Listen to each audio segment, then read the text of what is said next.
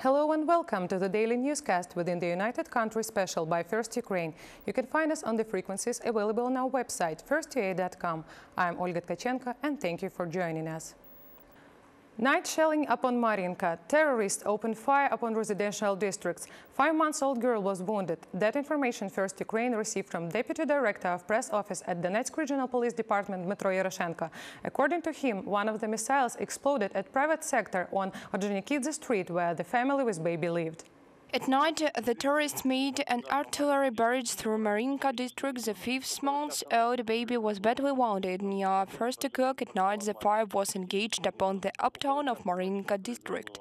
One of the shells hit into the private sector at Ordzhonikidze Street, where the family with the 5-month-old baby lived.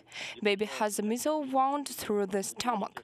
Baby was sent in Dnipropetrovsk region immediately. Parents of the child remained unharmed. Further information about victims and destruction is being held. Meanwhile, the amount of casualties from yesterday's shell fire of Sartana increased. So far, there are 3 victims. In the morning at the hospital, a woman died. She is the mother of a child who had the foot amputation yesterday. They both were caught by fragments when they were running to the grandmother's house. Head of Sartana village, Stepan Maxma, told that the doctors day and night fought for the woman's life, but they couldn't save her. And today in news agencies appeared new photoshots with consequences of Sartana shell fire. Upon the village, which is 10 kilometers away from Mariupol, terrorists hit with self-made artillery units of 152mm caliber and 120mm mortars. They fired the gun from occupied areas of Sakhanka and Kominternovo. 54 houses were bombed out. From yesterday, on the streets of Sartana, reinforced police patrols are conducting the service. After Sunday, the amount of shell fire at Donbas region decreased, the ATO headquarters informs. However, terrorists continue to employ heavy artillery. The strongest shell fire is launched upon Donetsk areas. In particular, the strong points of Ukrainian military at Krasnogorivka and Berezove were shelled. And yesterday, in the evening, villages Mariinka and Avdiivka were fired with grenade guns. In Mariupol area, under mortar fire got ATO subdivisions at Starognativka. In Lugansk region, mercenaries fire upon Krymske and Stanitsa Lugansk. Illegal armed groups disturbed the regime of hitting the fire about 86 times.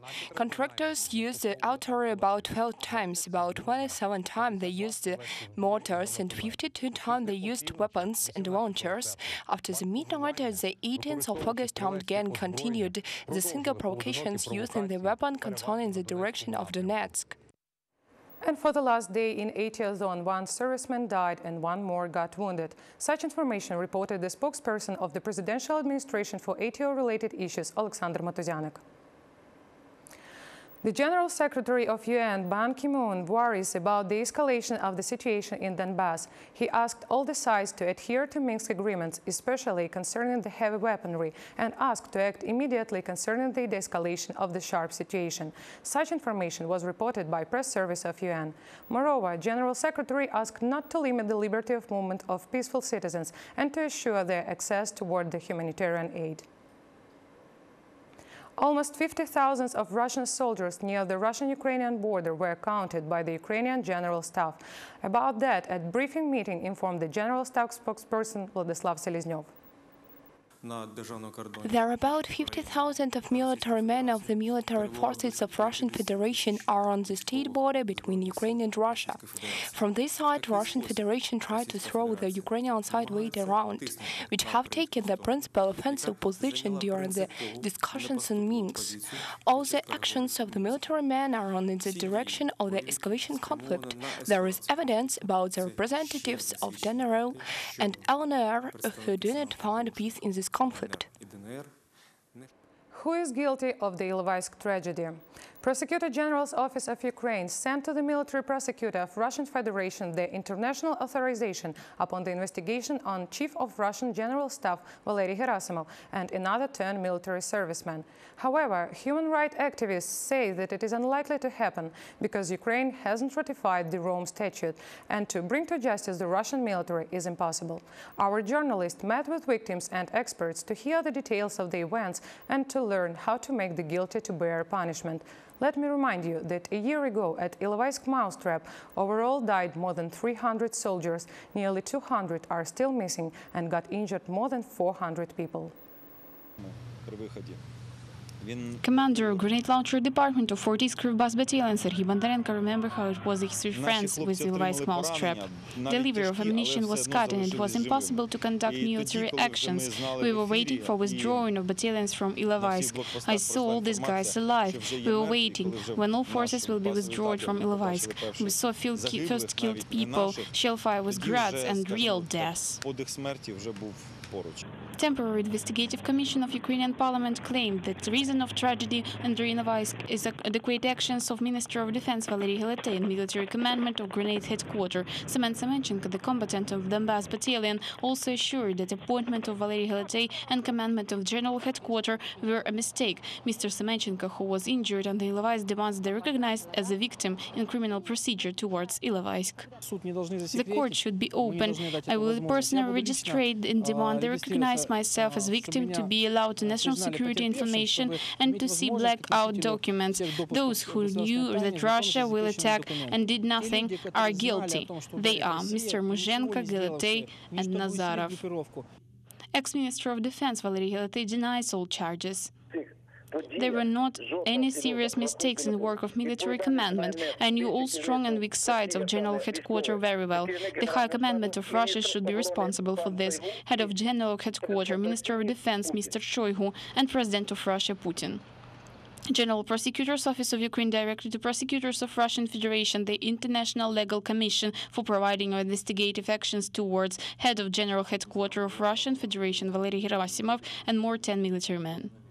It is impossible to bring to responsibility according to Rome Statute, according to which International Criminal Court exists. When there will be International Tribunal, then it is possible. The problem is our politicians do not want to ratify Rome Statute. On 18th of August 2014, Ukrainian troops got the biggest part of Ilovaisk, but after invasion of Russian regular troops on 33rd and 24th of August, Ukrainian soldiers were surrounded. On 29th of August, President of Russia, Putin appealed to terrorists to create humanitarian corridor for Ukrainian soldiers' getaway. On 30th of August, 80 forces left the city, but terrorists fired them upon with all kinds of weapons. According to military prosecutors' office data, 366 soldiers died in Ilovaisk mousetrap and more 429 were wounded, more 158 disappeared, several hundreds were captured. Olena Tsarenko, Andriy Radchenko, Victoria Zabian, First Ukraine. The exhibition, which is devoted to the heroes of ATO, the portraits and personal stuff of the dead heroes were demonstrated in Kyiv. All of the military men lived in Shevchenko district in Kyiv. They were the relatives of those who hadn't returned and the blood brothers from the front line. Everyone can visit the exhibition, and since September there is an idea to situate the photos at schools of Kyiv. Our journalist visited the exposition. I can't believe I'm waiting for him that he will come, but he will never come. Miss Nizam buried his husband 2 days ago. He tore off a landmine in one Debaltseve district. The landmine exploded and he was tore off. We were waiting for DNA for 2 months and buried on Saturday. He was kind, everybody respected him. He has 2 little sons. They are twins. It's grandfather. Yeah, grandfather. Little Mikhailik watches photos of his grandfather. Serhiy Sukhenko died in February, also not far from Debaltseve. We saw each other before New Year holidays. They had a vacation for a week. Then he came to see us. Serhiy remembered how it was in the 80s zone at the very beginning. He went to the east when the first mobilization wave, and there was a lack of ammunition. The man was in many battles, even without bulletproof vest. The hardest thing was when multiple rocket launcher worked, when everybody heard screams of their friends. Here is the personal thing of soldiers: clothing, uniform, shells, bullets, and talismans. Artem remembered his service during the 1 year in Donbass. He was in the hottest spots, in Chesty in Lugansk region and Artemivsk in Donetsk region. For relatives, this is very important because they are still mourning their lost sons, husbands and fathers. Maybe next generation will be inspired to some actions by this. The other part of exhibition, War in Children's Eyes, is next to portraits and personal things of dead soldiers. There are ATO soldiers, flowers and Ukrainian flags in pictures, and also wishes of peace and victory. Victoria Plastun, Victoria Zabian, First Ukraine. It was the United Countries newscast by First Ukraine. You can find more details at our website, firsta.com. Olga Tkachenko was working for you in the studio. We wish you only good news. Take care and goodbye.